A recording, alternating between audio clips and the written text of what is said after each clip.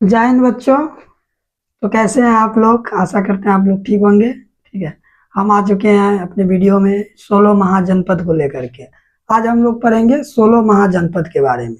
16 महाजनपद किसे कहते हैं? देखिए, जब भारत में हड़प्पा सभ्यता चल रही थी और उसके एंड होते होते यानी कि खत्म होते होते भारत में वैदिक सभ्यता की शुरुआत हुई। वैदिक सभ्यता की शुरुआत आर्यों ने ही किया था। जैसे ही वैदिक सभ्यता जब अपने खत्म होने के कगार पे आया था, तो उस समय लोहा का खोज हो चुका था। और उसी समय लगभग समय थी 6ठी शताब्दी ईसा पूर्व। और 6ठी शताब्दी ईसा पूर्व क्षेत्रीय राज्यों का उदय होना शुरू हो गया था। क्षेत्रीय राज्यों का उदय होना शुरू हो गया था और उसी में 16 राज्यों का ऐसा उदय हुआ जो महाजनपद बन करके आगे आए।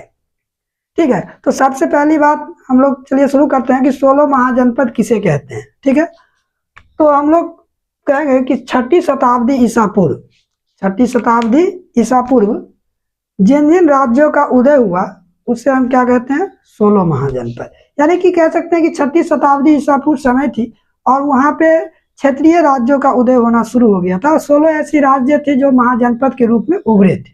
ठीक है, उभरने का कारण क्या था कि 6ठी शताब्दी ईसा पूर्व में लोहा का जो होता है ना प्रयोग अत्यधिक होने लगा। खोज तो उत्तर वैदिक काल में ही हो चुकी थी लोहा का, लेकिन प्रयोग जो है 16 महाजनपद के समय बहुत अधिक होने लगा था। इसीलिए लोग जो है ना कस्बे से जनपद की ओर जाने लगे और जब बहुत सारे लोग चले गए तो वही आगे चलकर क्या बन गया? महाजनपद बन गया। ठीक है, और मुख्यतः 16 महाजनपद के अगर चर्चा के बारे में देखे जाए तो उसी के जब 16 महाजनपद का उदय हुआ था उसी के साथ साथ भारत में धार्मिक क्रांति भी बढ़ रही थी। यानी कि धार्मिक धर्म का भी उदय हो रहा था, जिसमें से दो प्रमुख धर्म था, जैन धर्म और बौद्ध धर्म।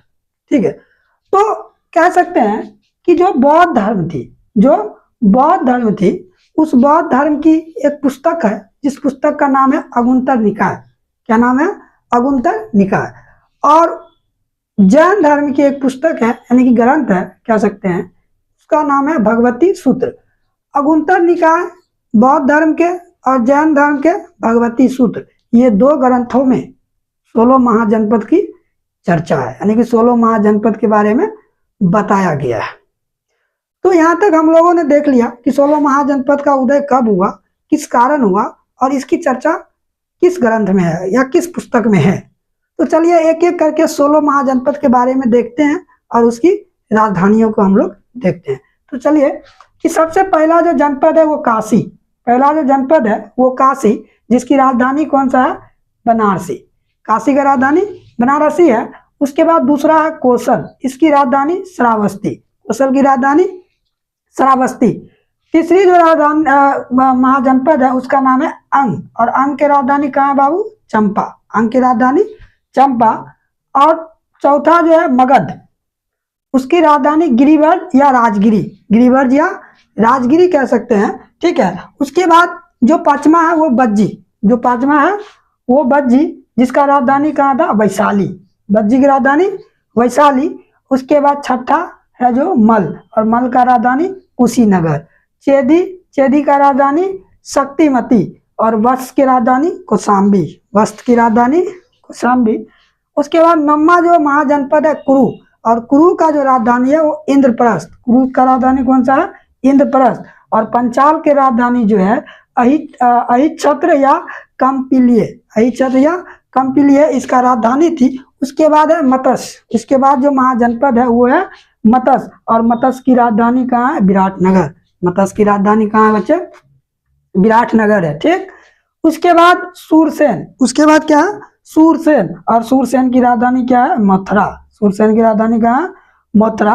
और 13वां जो महाजनपद है वो है अस्मक। 13वां जो जनपद है वो कौन सा है? अस्मक। और अस्मक की राजधानी कौन सा है? पोतना या पोटली, पोतना या पोटली। ठीक है, उसके बाद 14वां जो जनपद है अवंती। 14वां जो जनपद है वो है अवंती। देखिए अवंती महाजनपद, जिसका राजधानी उज्जैनी और माहिष्मती, यानी कि उत्तरी अवंती का राजधानी उज्जैनी और दक्षिणी अवंती की राजधानी माहिष्मती। उसके बाद आता है गंधार, और गंधार की राजधानी तक्षशिला, गंधार की राजधानी तक्षशिला। कंबोज की राजधानी राजपुर या हाटक, राजपुर या हाटक। कंबोज की राजधानी राजपुर या हाटक। तो 16 महाजनपद में जो सबसे शक्तिशाली जनपद के रूप में उभरा, उस जनपद का नाम था मगध। मगध एक ऐसी जनपद थी जो बहुत ही शक्तिशाली मतलब शक्तिशाली के रूप में उभरा। हम कह सकते हैं कि मगध का उदय होने का भौगोलिक कारण भी था, क्योंकि मगध की जो स्थिति थी वो कह सकते हैं मुख्यतः अभी आधुनिक बिहार जो हम लोग देख रहे हैं, पटना जो, वो मगध की थी। वहाँ की जो नदियाँ थी वो नदी के किनारे था, वहाँ से व्यापार होना भी बहुत मतलब अत्यधिक सुविधा थी। वहाँ की जमीनें उपजाऊ थी, इसलिए वहाँ कृषि संपन्न थे। और मगध जो है आगे चल के बहुत ही शक्तिशाली मगध महाजनपद के रूप में उभरा। और मगध के बारे में अगर हम देखा जाए तो स्पेशली मगध पर मुख्यतः जो शासन करने वाले वंश थे, यानी कि जब महाजनपद का उदय हुआ तो उसके बाद राजा तो ऑटोमेटिक आएंगे शासन करने के लिए, क्योंकि ये जनपद है उसमें राजा जो है ऑटोमेटिक आएंगे शासन करने के लिए। तो सबसे पहली बात, जो ये 16 महाजनपद है, इस 16 महाजनपद में शासन व्यवस्था 3 प्रकार का था। ये आप पहले समझ लीजिए, शासन व्यवस्था जो था वो 3 प्रकार का था। पहला जो शासन व्यवस्था था वो राजतंत्रात्मक था, पहला जो शासन व्यवस्था था वो राजतंत्रात्मक था। दूसरा जो शासन व्यवस्था थी वो गणतंत्रात्मक थी, और तीसरा जो व्यवस्था थी वो कुलीन तंत्रात्मक था। यानी कि इस तीनों की यदि हम बात किया जाए तो जो पहली जो है राजतंत्रात्मक, इसमें राजाओं के द्वारा शासन किया करता था। और 16 महाजनपद में से 14 महाजनपद ऐसे थे जिसमें राजा जो है शासन करते थे। अब वो कौन कौन सा था, तो सिंपल सी बात है, 2 महाजनपद को हटा दीजिए तो 14 महाजनपद होता है, जिसमें से आप किसको हटा दीजिए, बज्जी और मल को, बज्जी और मल को, क्योंकि बज्जी और मल गणतंत्रात्मक था। यहाँ पे जनताओं के द्वारा चुना गया प्रतिनिधि शासन करता था। ये 2 हटा दीजिए, बाकी जो 14 राज्य, जो 14 महाजनपद है, उस सारे में क्या करते थे, राजा शासन करते थे। और इस तो पहला राजतंत्रात्मक शासन व्यवस्था के बारे में हम लोगों ने देख लिया कि राजा ने शासन किया। दूसरा गणतंत्रात्मक था, जिसमें से क्या था, जनता के द्वारा चुना गया प्रतिनिधि कार्यकर्ता, जिसमें से 2 महाजनपद सबसे प्रमुख है, एक है बज्जी, दूसरा है मल। क्योंकि बज्जी संघ सबसे बड़ा संघ था, इसमें 8 राज्यों की संघ थी, इसमें जनताओं के द्वारा चुना गया प्रतिनिधि शासन करता था।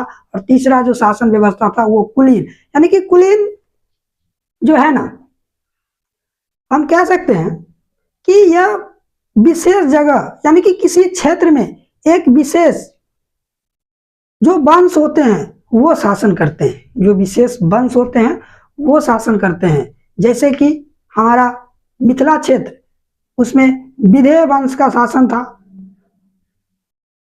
उसके बाद अगर आप देखिएगा तो शाक्य गणराज थे, उसमें शाक्य वंश के शासन थे, शाक्य वंश उस पर शासन करते थे। लिच्छवी गौतम बुद्ध के पिताजी जो थे वो शाक्य गणराज के मुखिया थे, कुंडलग्राम वैशाली। जो कुलीन व्यवस्था होती है वो किसी विशेष क्षेत्र में विशेष वंश के द्वारा ही शासन किया जाता है, ठीक है। तो चलिए हम लोग देखते हैं, उधर 16 महाजनपद में हम लोगों ने 3 प्रकार के शासन व्यवस्था के बारे में देख लिया था। हम लोग आप देखते हैं मगध पर जो शासन करने वाले व्यक्ति थे, मगध पर जो शासन करने वाले व्यक्ति, शासन करने वाले जो वंश थे, वो वंश को हम लोगों ने ट्रिक के माध्यम से याद कर लेना है। हमारा ट्रिक क्या है, हसीन मशूक शाह, हसीन मशूक शाह, ह से हरियक वंश, हो से हरियक वंश, सी से शिशु नाग वंश, सी से शिशु नाग वंश, सी से शिशु नाग वंश, ठीक। 9 से क्या हो जाएगा, नंद वंश, 9 से क्या हो जाएगा, नंद वंश। म से क्या हो जाएगा, मौर्य वंश, ठीक है। और सु से क्या हो जाएगा, शुंग वंश, शुंग वंश। और क से क्या हो जाएगा, कन वंश, और स से क्या हो जाएगा, सातवाहन, सातवाहन वंश। यानी कि आप कह सकते हैं कि मगध पर मुख्यतः 7 वंशों ने शासन किया और सातवाहन वंश के बाद मगध पर विदेशी आक्रमण यानी कि विदेशी शासन होना शुरू हो गया था, जिसमें से सबसे पहला जो थे वो कौन थे, इंडो ग्रीक। इसको आई से दर्शाते हैं, इंडो ग्रीक, ठीक है। उसके बाद शक, उसके बाद पल्लव, उसके बाद कौन है, कुषाण, यानी कि ISPK। आई क्या हो गया, इंडो ग्रीक, इंडो ग्रीक, और एस क्या हो गया, शक, पी क्या हो गया, पल्लव, और के क्या हो गया, कुषाण।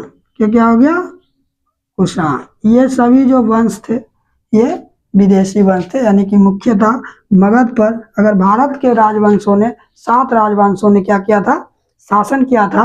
और उसके बाद ISPK यानी कि इंडो ग्रीक, शक, पल्लव और कुषाण राजवंशों ने भी शासन किया था।